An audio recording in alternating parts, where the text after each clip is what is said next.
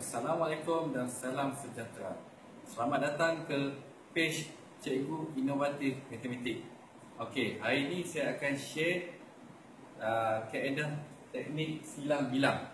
Teknik ni khas untuk murid-murid yang lemah dalam penguasaan sifir. Jadi, teknik ini sangat membantu murid-murid yang lemah, anak-anak kita ataupun murid-murid kita yang lemah dalam menghafal sifir. Jadi, kita tengok contoh bagaimana teknik silang bilang ini berfungsi. Contoh soalan 23 darab 32. Okay, soalan yang mudah. Pertama sekali 2. 1, 2. Gariskan 2, garis lurus. Kemudian 3, garis lurus 3. 1, 2, 3. Dapat? Okey, kemudian garis lurus 3. 1, 2, 3. Dapat? Kemudian yang terakhir adalah 2.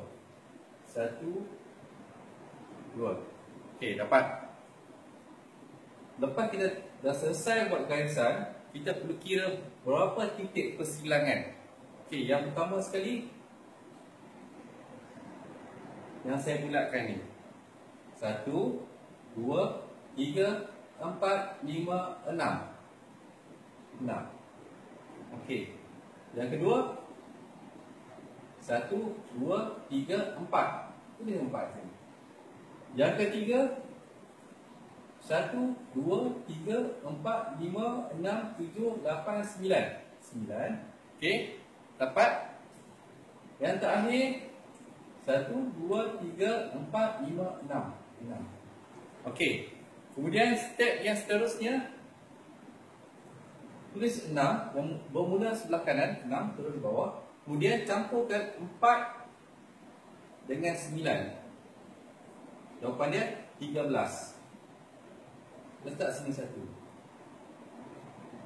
1 tambah 6, 7. Jadi tulis jawapan dia 7, 3, 6. Jawapannya 736. Pastikan mengira dengan betul titik-titik persilangan ni. Dan garisan mesti lurus. Saya rasa dah faham. Itu saja yang saya dapat kongsikan hari ini. Semoga cikgu-cikgu, tuan-tuan dan puan-puan dapat sharekan video ini dan viralkan video ini supaya semua dapat ilmu yang manfaat ini. Sekian, terima kasih.